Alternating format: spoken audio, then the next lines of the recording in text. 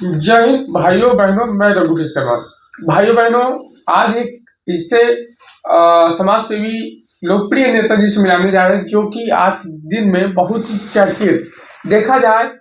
जमीन जो लोग बोलते हैं सोशल मीडिया पे ही चर्चे में है, बल्कि जमीन स्तर पे हम इनके पिंडा विधानसभा में, क्योंकि हम 5-6 दिन पहले पिंडा विधानसभा सर्वे कर रहे थे, पिंडा विधानसभा में भी पूछे हैं कि कैसे इनकी छवि है। तो हमारे बीच में लोक जन सोशलिस्ट पार्टी के राष्ट्रीय अध्यक्ष माननीय डॉक्टर वीरेंद्र शर्मा जी, धन्यवाद सर। जैसा कि आज के टाइम पे बहुत से लोग बोलते हैं, अफवाह उड़ाते हैं कि सोशल मीडिया पे लोग ये नेता लोग उभरते हैं और जमीन स्तर पे काम नहीं कर पाते, इसको लेके क्या कहेंगे सर?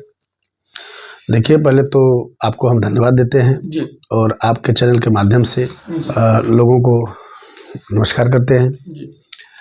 और लोक जन सोशलिस्ट पार्टी के पदाधिकारी और मैं भी लोक जन सोशलिस्ट पार्टी का कार्यकर्ता हूँ।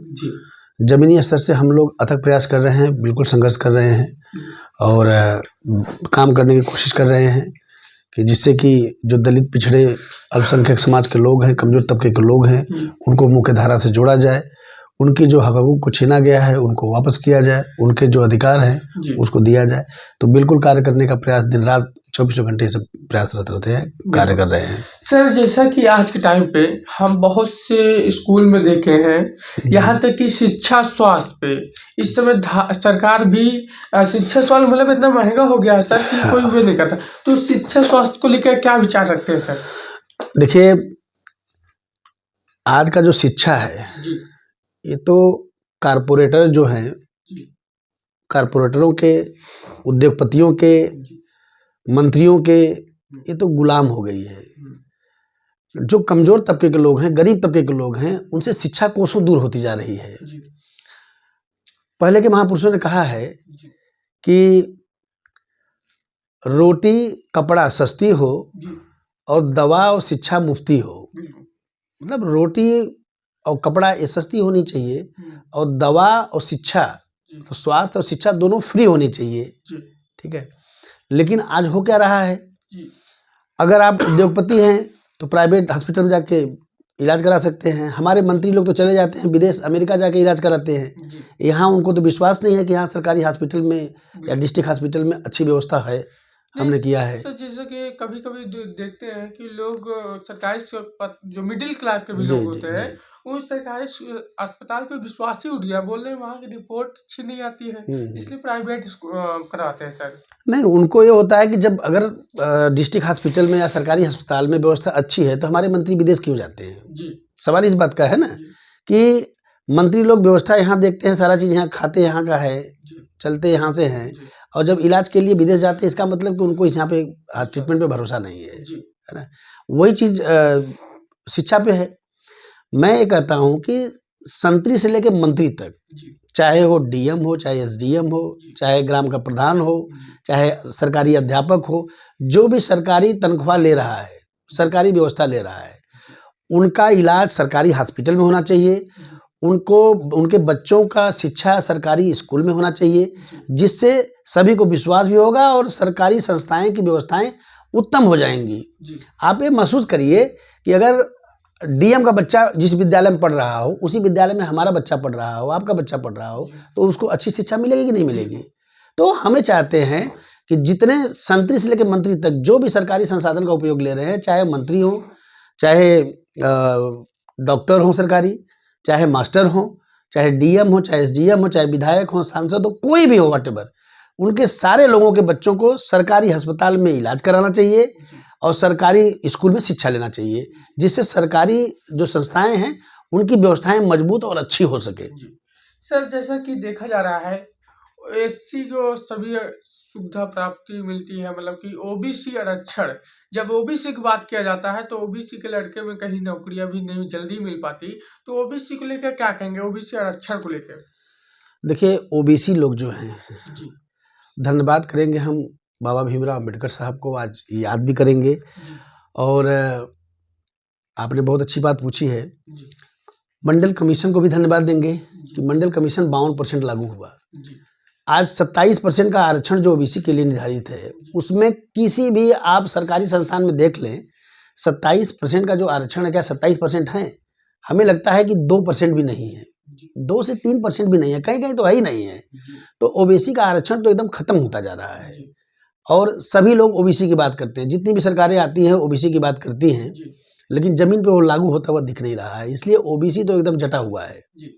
जैसा कि सर आज का युवा वर्ग किस ओर जाना चाहे और युवा वर्गों को क्या संदेश, क्योंकि युवा जो है आज भ्रमित होता जा रहा है। पहले बात तो माता पिता उसके पढ़ाने में सब पैसे खर्च कर जाते हैं, तब लड़का नौकरी नहीं कर पाता, दिक्कत होता है, फिर वही जाके माफिया गुंडा बनता है। तो इससे क्या कहेंगे युवा वर्गों को किस दिशा में जाना चाहिए? देखिए, हमारा जो युवा वर्ग है वो तो अपने आप को ठगा हुआ महसूस कर रहा है क्योंकि जो हमारी उत्तर प्रदेश की सरकार है, आज हम उत्तर प्रदेश से बिलोंग करते हैं इसलिए स्पेशली उत्तर प्रदेश की बात कर रहे हैं। बिल्कुल। उत्तर प्रदेश की जो सरकार है रोजगार के मामले में युवाओं को जो रोजगार देना चाहिए उसके मामले में विफल है, बिल्कुल फेल है। ठीक है, तो हमारा युवा वर्ग अपने आप को ठगा हुआ महसूस कर रहा है कि कहाँ जाए, क्या करें। आज देखिए ना, आज आम लोग बात करते हैं कि कांवड़ लेके चलिए तो लोग हेलीकॉप्टर से फूल बरसाते हैं, है ना, और शिक्षा लेने जाइए या रोजगार लेने जाइए, नौकरी लेने जाइए तो उनके ऊपर डंडा चल रहा है। तो ये तो न्याय संगत नहीं है, ये संविधान के खिलाफ है, ये लोकतंत्र के खिलाफ है। अगर कोई एग्जाम होता है, अभी देखिए यूपीएससी का एग्जाम हुआ था, अन्य एग्जाम हुए थे जिसमें कि पेपर लीक हो जाता है। पेपर लीक का मामला अक्सर आपने देखा होगा, है पेपर लीक का मामला। तो पेपर लीक क्यों होता है, पेपर लीक कैसे होता है? जो उच्च अधिकारी हैं, जो मंत्री हैं, जिसके लेवल में चल रहा है, जो उसके विभाग समकक्ष विभाग के हैं, उन लोगों को दंडित क्यों नहीं किया जाता है? जो उच्च अधिकारी हैं उनको दंडित क्यों नहीं किया जाता है? छोटे मोटे को पकड़ के आप ये वो दिखा के क्या साबित करना चाहते हैं? इसलिए ये व्यवस्थाएं बढ़ रही हैं, जो पेपर लीक का मामला है। और हम तो इस सरकार में देख रहे हैं कि कोई ऐसा एग्जाम नहीं है जो लीक ना हुआ हो। इसका मतलब कि सरकार की मंशा ठीक नहीं है। इसलिए कि सरकार की मंशा ठीक होती तो एक भी पेपर लीक नहीं होता और युवाओं को रोजगार की व्यवस्था होती। आज देख लीजिए ओबीसी की सारे संस्थान में जगह खाली हुए हैं, तो उनको क्यों नहीं भर दिया जाता है? उनको क्यों नहीं भरा जा रहा? उनको भर दिया जाए, युवाओं को रोजगार मिलना शुरू हो जाएगा। लेकिन सरकार की कहीं ना कहीं मंशा पे सवाल उठता है। सर जैसा कि पिछड़ी जातियां लेके पीडीए का नारा सभी लगाते हैं और कहीं ना कहीं पीडीए का लेके आप भी चल रहे हैं, तो पीडीए पे बात पीछे ही एक भदोही का कांड हुआ है, लक्ष्मी विश्वकर्मा, जहाँ पे आप भी गए थे 7 दिसंबर को। उसके बाद शायद ही मुझे मालूम चला सभी नेता वहां पे जा भी रहे हैं। हाँ, लेकिन सर अभी अपराधी नहीं मिला है, इसको लेकर क्या सोचते हैं आप? क्योंकि पीडीए का लेकर आप भी चल रहे हैं। देखिए, आपने अच्छी बात पूछी है। पीडीए का तो बात सभी लोग करते हैं, हम सभी करते हैं, सारी पार्टियां पीडीए की बात करती हैं। तो पीडीए की बात केवल वोट तक सीमित नहीं होनी चाहिए, उनकी भागीदारी भी सुनिश्चित होनी चाहिए। जो पिछड़े दलित अल्पसंख्यक के लोग हैं उनकी भागीदारी भी सुनिश्चित होनी चाहिए। पार्टी के लोग, दल के लोग पीडीए की बात करेंगे और जब सीट का बंटवारा आएगा, विधानसभा की सीट का, लोकसभा की सीट का, आयोग का, चेयरमैनी का, ब्लॉक प्रमुख का, तब पीडीए गायब हो जाता है। तब जो धनपशु दिखते हैं, उच्च वर्ग के लोग दिखते हैं और उन्हीं लोगों को जगह दिया जाता है। तो पीडीए के लोग हैं कहाँ? लोक जन सोशलिस्ट पार्टी बिल्कुल संकल्पित है, वचनबद्ध है कि पीडीए का नारा लगाती है तो पीडीए के लोगों को लेकर चल रही है। आज लोक जन सोशलिस्ट पार्टी के पदाधिकारी, और हम धन्यवाद देंगे हर जिले के जो जिलाध्यक्ष हैं लोक जन सोशलिस्ट पार्टी के, पदाधिकारी हैं, कार्यकर्ता हैं, मजबूती से काम कर रहे हैं। मैं भी लोक जन सोशलिस्ट पार्टी का एक कार्यकर्ता हूँ, मैं भी बहुत मजबूती से काम करता हूँ। जहाँ तक आप बच्ची की सवाल किए, लक्ष्मी की सवाल किए, तो ये बिल्कुल हीनियस अपराध है, क्योंकि बिल्कुल हीनियस अपराध है और इसको समाज माफ नहीं करेगा। और हम लोग बिल्कुल प्रयासरत हैं। अभी हम लोगों ने राष्ट्रपति डीएम साहब से मिलकर राष्ट्रपति को ज्ञापन सौंपा है, मुख्यमंत्री को ज्ञापन सौंपा है कि बच्ची को न्याय मिलना चाहिए। इनके घर में बहुत जर्जर व्यवस्था है, बहुत गरीब व्यवस्था है, दयनीय व्यवस्था है, तो एक लोगों को सरकारी नौकरी मिलनी चाहिए, इनको 50 लाख का मुआवजा मिले। ये जमीनहीन परिवार है तो इनको जमीन का व्यवस्था कराया जाए। गांव का जो जीएस की जमीन है उसको आवंटन करके एसडीएम महोदय से अनुरोध किया गया, कमिश्नर साहब से मिला, एसडीएम साहब को आदेशित किया है उन्होंने कि इनको संसाधन की जो सरकारी व्यवस्थाएं दी जा सकती है वो व्यवस्था उपलब्ध कराई जाए। बाकी रही अपराधी की बात, तो अपराधी अभी तक नहीं मिले हैं। कहीं ना कहीं सरकार की मंशा पे, प्रशासन की मंशा पे सवाल तो उठ रहा है, बिल्कुल उठ रहा है कि शासन अगर चाह जाए तो मंदिर, कहा गया है ना, शासन चाह जाए तो मंदिर से एक चप्पल न चोरी हो। तो शासन कहाँ सो रहा है? शासन के नाक के नीचे इतनी बड़ी व्यवस्था हो जा रही है और शासन चुपचाप बैठा हुआ है। शासन को जवाब देना पड़ेगा, नहीं तो हम सभी लोकजन सोशलिस्ट पार्टी और अन्य संगठन के लोग, अन्य पार्टियों के लोग, सभी को हम साथ लेके एक बहुत बड़ा आंदोलन भदोही जिले में करेंगे, जिससे कि लक्ष्मी के जो अपराधी हैं उनको पकड़ा जा सके। सर, देखा जा रहा है कि पिंडा विधानसभा की, जहाँ से आप उम्मीदवार भी होने वाले हैं, और पिंडा विधानसभा में मैं व्यक्तिगत जनसंपर्क करते हुए कहा कि पिंडा की जनता बदलाव चाहती है। जैसे बहुत लोगों से हमने आपका नाम पूछा, तो कहते हैं कि आप पिंडा की जनता के लोकप्रिय नेता क्यों माने जाते हैं? क्योंकि हम ऐसे तो आप पूरे यूपी के माने जाते हैं युवाओं के, लेकिन पिंडा की जनता बदलाव लाना चाहते हैं। सर, पिंडा को लेके क्या कहेंगे, जनता को लेके? देखिए, पिंडरा जो विधानसभा है, इसी विधानसभा में मेरा हॉस्पिटल है, जिसमें मैं बिल्कुल मन से अपने लोगों की सेवा करता हूं, और जैसे गरीब तबके के लोग हैं उनका निःशुल्क भी इलाज होता है। तो बिल्कुल जितना मैं सेवा करते बनता है करता हूं। और पिंडरा की विधानसभा में मैं, मेरे जो पदाधिकारी हैं, और हम लोग बराबर काम करते रहते हैं मजबूती से। और पिंडरा की जो विधानसभा है, इसमें माननीय उदल पटेल जी के बाद कोई भी बैकवर्ड नेता सक्रिय नहीं हो पाया यहाँ पे पिंडरा विधानसभा से। और हम लोगों ने बिल्कुल प्रयास किया है कि इस बार हम लोग यहाँ पे विधानसभा बैकवर्ड दें, और जनता भी यही चाहती है। लोगों से हमारी बातचीत होती रहती है, हम लोगों के सुख दुख में जाते रहते हैं। और जो जनता है वो क्या चाहती है?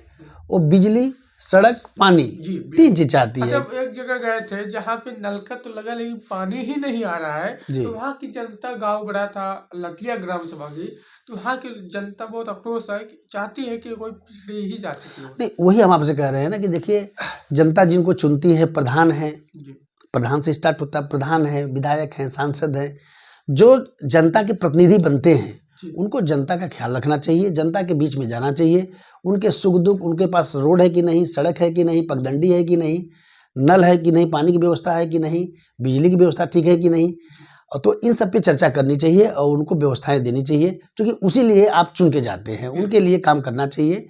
और इसकी कमी आज देखने को मिलती है, इसीलिए जनता में आक्रोश होता है, उबाल होता है।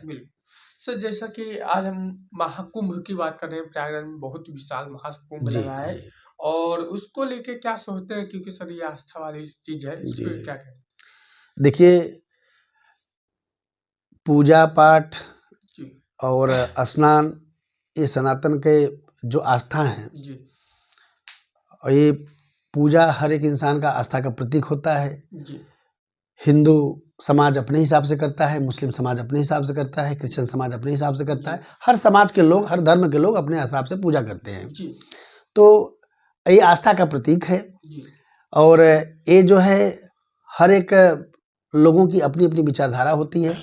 और ठीक है, उत्तर प्रदेश में महाकुंभ है, लगा हुआ है, और उसमें लोग प्रेम भाव से एक दूसरे की सेवा कर रहे हैं। अच्छी बात है, बहुत अच्छी बात है, लोग जा रहे हैं, ये आस्था का प्रतीक है, लोगों को जाना चाहिए, पूजा पाठ करना चाहिए, अपने अपने हिसाब से, अपने अपने धर्म के हिसाब से सब करते हैं, ये सब स्वतंत्र हैं।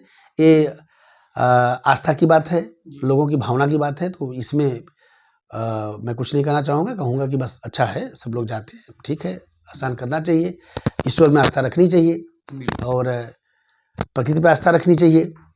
और लेकिन बस यही है कि कर्म प्रधान है, कर्म करना पड़ेगा। जैसा कि हमारे बीच में आज बहुत ही लोकप्रिय नेता डॉक्टर वीरेंद्र कंवर जी के से खास जानकारी मिली। कहीं न कहीं जो समाज पिछड़ी जातियों के लोग ठगने का काम करते हैं, वे अब जागे, जब तक जागेंगे नहीं, जब तक उनका हक अधिकार मिलेगा नहीं। इसी तरह चलते हैं। जय हिंद, धन्यवाद।